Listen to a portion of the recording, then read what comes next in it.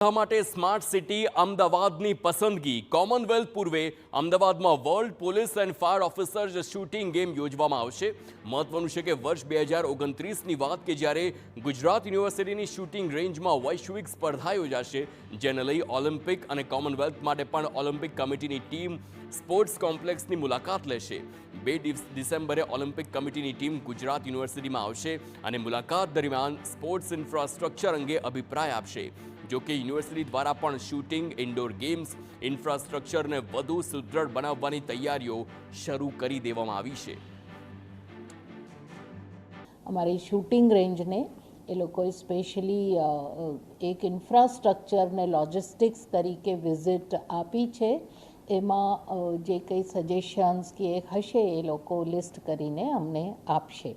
બીજી Olympic committee 1 તારીખે અને 2 તારીખે ગુજરાતની મુલાકાત ફરીથી લેશે, એટલે ગુજરાત યુનિવર્સિટીમાં 2 તારીખે આ કમિટી ફરીથી આવશે અને જે રમતની અમારી ફેસિલિટીઝ છે એ બધી અમે એને બતાવવાના છીએ।